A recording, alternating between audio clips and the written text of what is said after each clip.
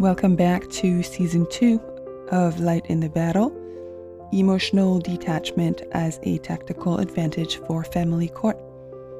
Light in the Battle is a podcast for autistic women healing from narcissistic abuse, and it is a podcast where we get clearer, calmer, and spiritually and legally harder to mess with. What I learned in my journey is that the legal advice and strategy for family court against people who make us feel confused or scared just does not land when emotions are running high. Survivors keep losing in court over and over. Then I figured it out. The safe parent has to show that they are the stable, child-focused parent, both in all the evidence that they generate, emails, texts, medical reports, and in their demeanor in court.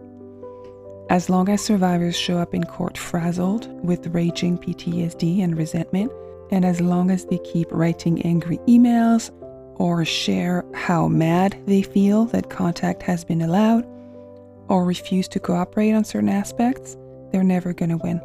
Although their concerns and feelings are mostly valid, and they don't change after we achieve emotional detachment, survivors need to stop creating content for the other side to use to make them appear unstable and unsafe for the child. So in Season 2, I'm taking you on the journey that I traveled to get to a point where I detached completely. I cared just as much about my child's well-being. However, I got my head out of my butt and I worked on myself so I could get to a new and improved version, a version of myself that could play by the court's rules to show the truth and the patterns of behavior in an indisputable manner. So far in Season 2, we've covered how to understand and break the trauma bond in episodes 15 and 16. We've covered PTSD, CPTSD, and how EMDR worked for me, though it doesn't work for everyone, in episodes 17 and 18. We'll be talking about forgiveness today, and after the forgiveness piece, you'll hear about gratitude, fellowship and mentorship, surrender and grief in future episodes of this Season 2. So make sure to follow the show if you want to be able to catch all the episodes as they come out every week. So why do I include forgiveness in my emotional detachment season? I'm seeing on forums, online, on Facebook, on Instagram, a lot of people talking about forgiveness with a lot of misconceptions, I think, about forgiveness. I'm seeing a lot of hurt, a lot of anger, a lot of stuck. I'm seeing stuck. I'm seeing people that are a mess internally. Understandably so. Absolutely understandably so. That was me a few years ago. And I'm inspired to share the psychological and neurological work that I did that made it possible for me to move forward with my life and with my legal case. Forgiveness was one of the pillars for me. We're talking about a mindset shift, a level of maturity that survivors need to get to. And so I'm going to list 6 things to think about when it comes to forgiveness. And I recommend that you really stay until the end because you're going to love the 6th angle. You're going to love it. I know it. So the first thing that comes to mind when we talk about forgiveness is what it is and what it is not. What is forgiveness? People seem to be very confused on social media. Forgiveness is not reconciliation. It does not mean giving someone another chance. You can forgive and then, next step, decide whether you want to give the person another chance or not. I certainly don't recommend it when dealing with personality disorders, but that's a different conversation. Forgiving over here and thinking about reconciling or not reconciling over there, those are 2 separate events, 2 separate conversations. Forgiveness, what it is, it's letting go of the desire for revenge, letting go of the anger, and letting go of the resentment. So you're no longer looking for reasons to be mad. You're no longer plotting for revenge.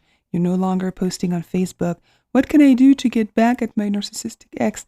You're no longer carrying that emotional load, that mess.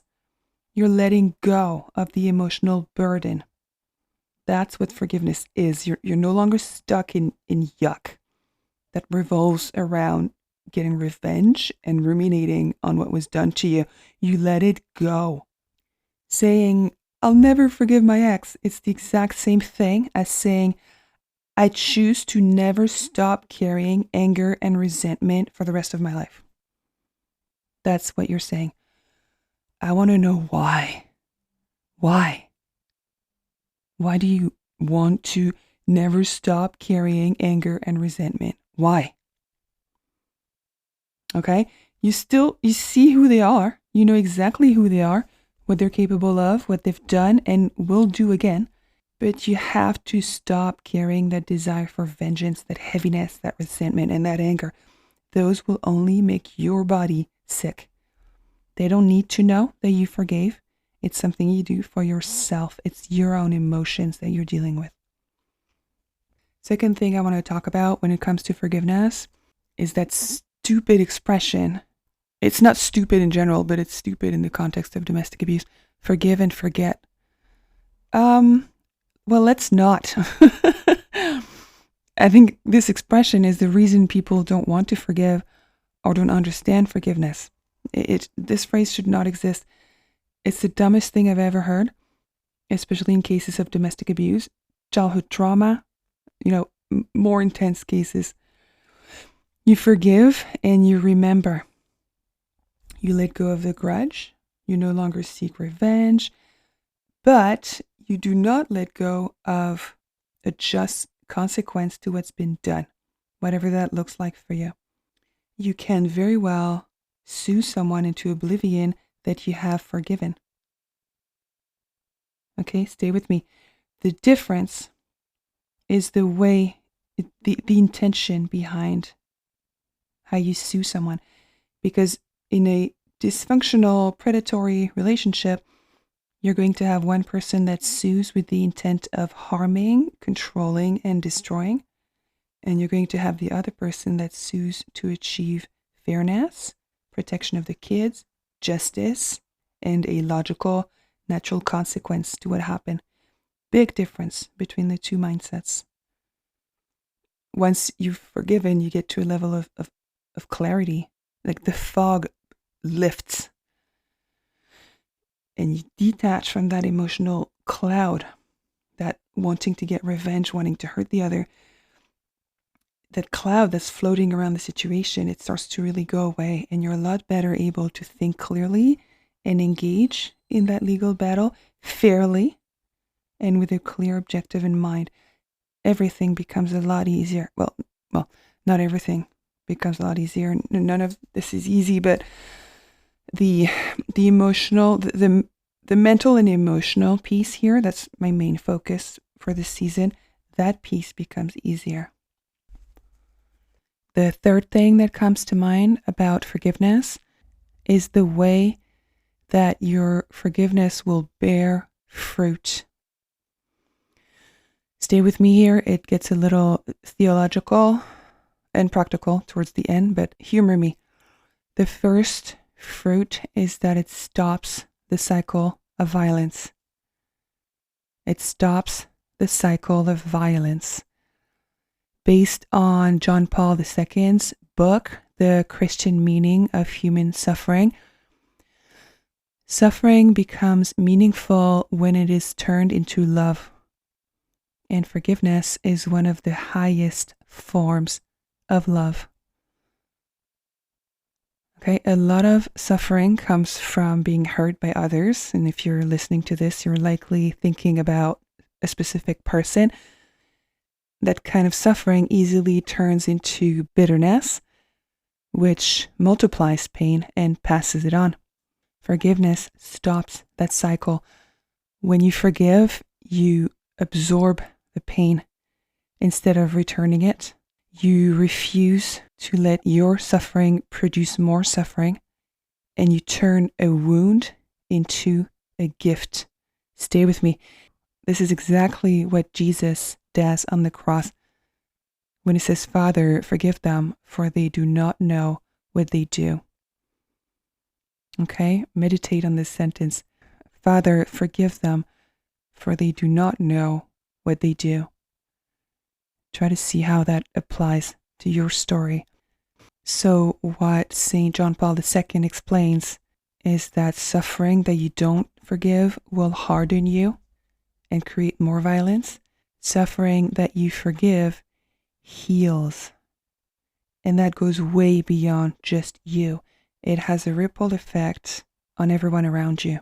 Forgiveness doesn't erase the wound, but it changes what the wound does.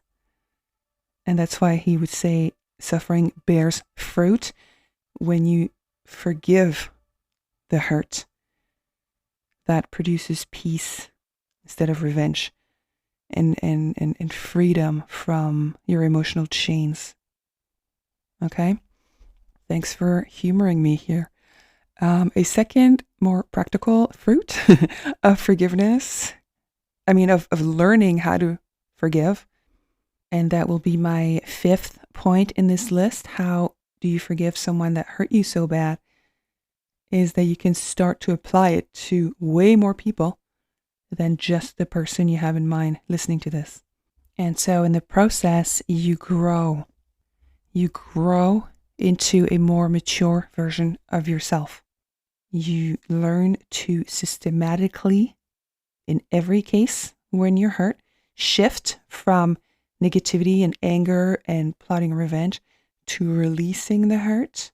That not only makes you a better version of yourself, but it also helps you reclaim your dignity. The fourth thing I like to think about is that forgiveness is a key aspect of spiritual warfare. When you're not forgiving, you're playing the devil's game. It's keeping you enslaved inside the situation. It's keeping you stuck. It's keeping you small. It's keeping you in a pit of darkness. That's where the devil resides. It's the opposite of freedom. And you were made for freedom. You were made for joy. You were made for wisdom, maturity. Don't stay stuck in small, angry, bitter, vengeful thinking, in that demonic oppression, and get back into the light by letting it go, by forgiving. You're setting yourself free, really, is what you're doing. And another thing, it goes without saying, but Jesus forgave us everything. He died to appease the wrath of the Father. He carried all of our sins so that we would be forgiven. So now you have to find a way. You're called to find a way to also forgive. It's part of the deal if you want to be rational about it. And actually, that's a nice segue into item number 5.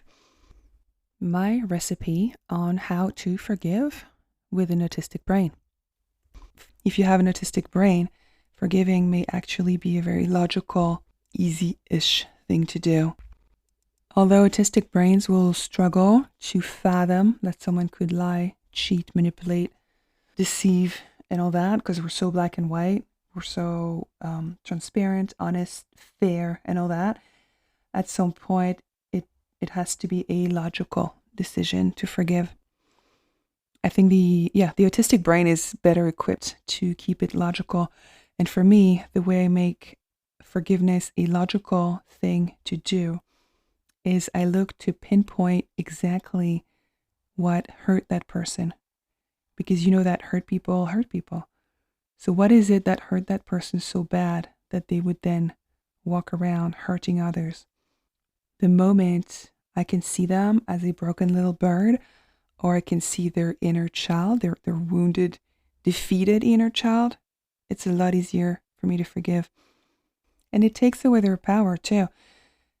They're no longer this giant monster hovering over me. They're a broken little bird on the ground. They're a wounded, crying child. Of course I'm going to forgive a crying child. But to do that, I need to be able to pinpoint what it is that happened to them. And that's a logical approach. It's not emotional. I find it helpful for my autistic brain to achieve forgiveness, to have a logical approach. Okay, before I move on to a very juicy reason to forgive, I want to remind you to please leave a 5-star rating on whatever podcast platform you're listening from, and to also follow the show so you get all the episodes of this season. Okay, here's item number 6. If you're dealing with, whether it's a narcissistic mother, a narcissistic coworker, whatever, forgiveness is a way of driving them crazy. That's your revenge right there. Because people with narcissistic personality disorder, they cannot handle your indifference. They thrive off the fight. They love it. That's how they get that narcissistic supply.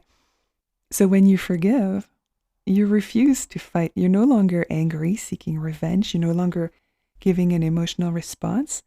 And they become starved of that supply.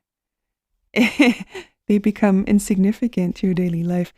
And they can sense that and they hate it because your focus shifts from ruminating over that person and still giving them power and control without them needing to do anything, to focusing on the day-to-day, the quality of your life, the fact that you want to maybe redecorate the living room, maybe you want to pick up a new hobby, like all that other fun stuff that you want to do and focus on. And they hate that.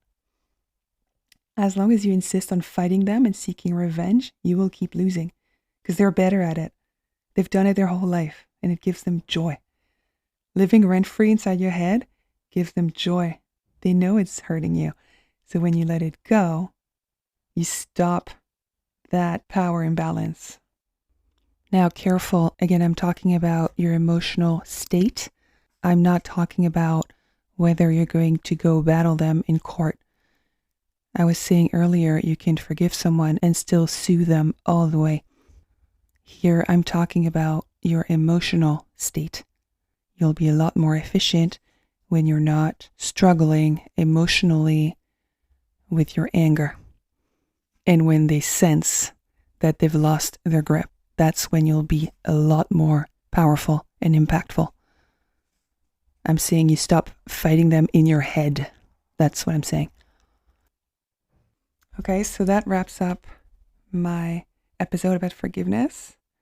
I hope some of this resonated with you. If it did, consider bringing it to the attention of a trained professional. I'm only here to share what I've observed, experienced, or researched. And the bottom line for this inner work journey I'm taking you on, again, is that any court strategies, legal advice you're getting from your lawyer, social media, legal tips you're seeing on social media, none of this will land if you're still in an emotional mess. Okay? Alrighty. Thank you for being here. We'll talk to you next week with episodes on codependency. Bye-bye.